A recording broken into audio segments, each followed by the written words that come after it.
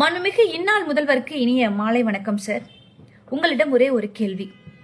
கரூர் துயர சம்பவத்தின் பொழுது அந்த நாள் உடனே சென்று விட்டீர்கள். ஆனால் அந்நாளில் இருந்த முதல்வர், திராவிட முன்னேற்ற கழகத்தின் தலைவர் தளபதி அவர்கள் உடனே வந்து இறந்த உடல்களுக்கு மலர் வளையம் செலுத்தி அந்த குடும்பத்தாருக்கு ஆறுதலாக நின்று நிவாரணத்துறையாக 10 லட்சம் ரூபாய் உடனே அறிவித்து சென்றார்.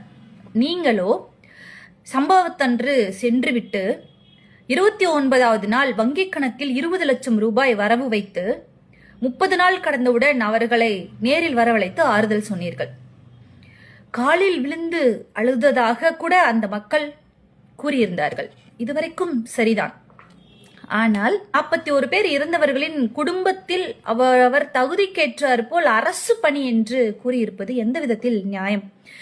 எங்கு இந்த மாதிரியான நிகழ்வுகள் நடந்தாலும் அரசு தரப்பில் இருந்து அப்போது நிவாரண தொகை தான் அறிவிப்பார்கள். அரசு பணியில் இருப்பவர்கள் உயிரிழந்தால் அந்த குடும்பத்தாரின் வாரிசுகளுக்கு தகுதிக்கேற்றார் போல் வேலை என்பது இதுதான் வழக்கம்.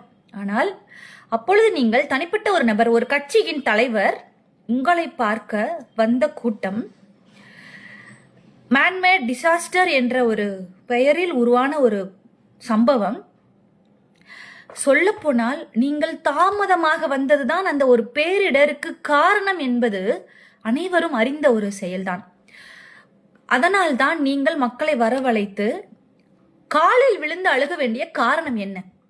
இப்பொழுது ஒரு தலைவர் என்றால் மாண்புமிகு அன்னாள் முதல்வர், கழக தலைவர், திராவிட முன்னேற்ற கழக தலைவர் வந்திருந்தார். பிரஸ் மீட் பார்த்திருப்பீங்க.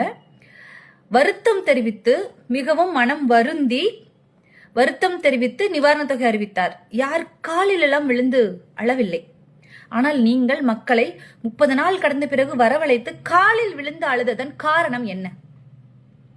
அந்த நிகழ்வு, அந்த பெரும் துயரம் உங்களால் நடந்தது என்று உள் மனது குத்தியதால் தானே இதை செய்தீர்கள். சரி, தவறு நடந்துவிட்டது.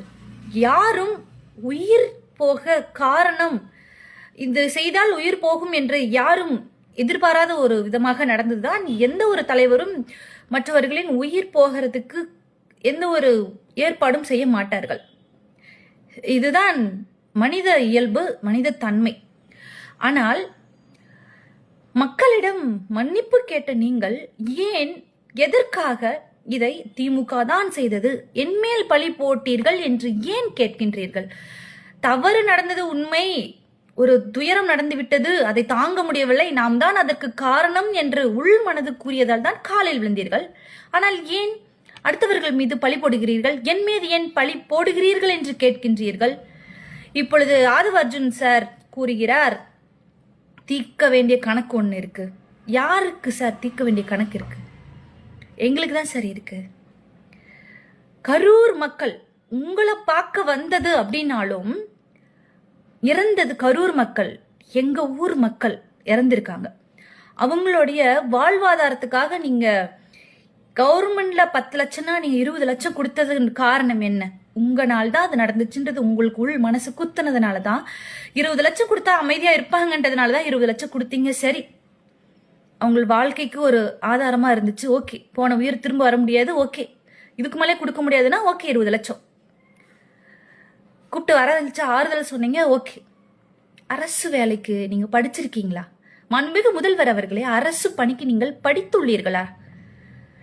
குடும்பத்தை விட்டு அரசு தேர்வுக்குண்டான வயதை கடந்து விடுவோம் என்ற ஒரு அச்சத்தில், அடுத்த தேர்வு அறிவிக்கும் பொழுது வயதை கடந்து விடுவோம் என்ற அச்சத்தில் கூட குடும்பத்தை கூட கவனிக்காமல் வீடு எடுத்து, ரூம் எடுத்து, ஹாஸ்டல் எடுத்து படிச்சு இந்த தடவை அடிச்சே ஆகணும், தேர்வு எழுதி ஆகணும், அதுல வெற்றி பெற்றே ஆக வேண்டும் என்ற ஒரு குறிக்கோளோடு திருமண வயதை கடந்தும் கூட திருமணம் செய்து கொள்ளாமல் கூட இளைஞர்கள் படித்துக் கொண்டிருக்கிறார்கள். வெறும் 0.5% வாய்ப்பை நழுவவிட்ட இளைஞர்கள் ஏராளம். வாழ்க்கையே அரசு பணியில் அமர வேண்டும் என்று வயதை கடந்து காலகாலத்தில் நடக்க வேண்டிய நல்லவைகள் எதுவும் கூட நடக்காமல், தன் தாய் தந்தையரின் உடல்நிலை சரியில்லை என்றால் கூட போய் கூட பார்க்க முடியாமல் இருந்து அரசு வேலைக்காக உயிரை அர்ப்பணம் செய்து படிக்கக்கூடிய இளைஞர்களுக்கு இந்த 41 பேர் இறந்தவர்களின் இல்லத்திற்கு அரசு பணி என்பது எப்படி இருக்கும் தெரியுமா? இளைஞர்களுக்கு இனி படிக்க வேண்டும் என்ற எண்ணம் வருமா? அல்லது இந்த மாதிரியான அறிவிப்புகள் நீங்கள் கொடுக்கும் பொழுது விஜய் அவர்களின் கூட்டம் எங்கு சென்றாலும் செல்லலாம் என்ற எண்ணம் தான் வரும். விஜய் அவர்கள் கூட்டத்திற்கு சென்றால், எதிர்பாராத இது போன்ற நிகழ்வுகள் நடந்தால், நமது குடும்பம் அரசு பணியில் யாராவது ஒருவர் சென்று விடுவார்கள், நிவாரணத் தொகை கிடைக்கும் என்ற ஒரு எண்ணம் வருமா? அல்லது படித்து அடுத்தது நமது தலைமுறையை நாம் தான் காப்பாற்ற வேண்டும் என்ற எண்ணம் வருமா? இது மிகப்பெரிய ஒரு தவறு சார். இளைஞர்களை என்ன மாதிரியான பாதைக்கு நீங்க திருப்புறீங்க சார்? படித்து வாழ்க்கையில் முன்னேற வேண்டும் என்பதற்காக திராவிட முன்னேற்றக் கழக தலைவர் ஒரு திட்டங்களாக அறிவித்துக் கொண்டிருக்கிறார். ஆனால் நீங்கள் இளைஞர்களை என்ன மாதிரியான பாதைக்கு திசை திருப்பி அவர்கள் வாழ்க்கையை நாசம் செய்ய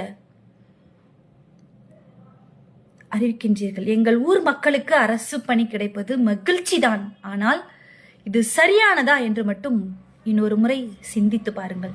அவர்களுக்கு நிவாரணமாக மீண்டும் ஒரு முறை கூட கொடுக்கலாம், உங்களது சொந்த நிதியிலிருந்து, அரசு நிதியிலிருந்து கூட அல்ல. ஏனென்றால் இது உங்களுக்காக வந்து உயிர் நீத்தவர்கள், பிஞ்சு குழந்தைகள் முதல் 41 உயிர் மீண்டும் வராது. நீங்கள் தான் காரணம் என்று உங்களுக்கு தெரியும், மக்களுக்கும் தெரியும். அந்த ஆத்மா சாந்தி அடைய மீண்டும் ஒரு நிவாரணமாக கொடுக்கலாமே தவிர அரசு வேலை என்பது இன்னொரு முறை சிந்தித்து பாருங்கள். நன்றி, வணக்கம். தவறாக எதுவும் பேசியிருந்தால் மன்னிக்கவும்.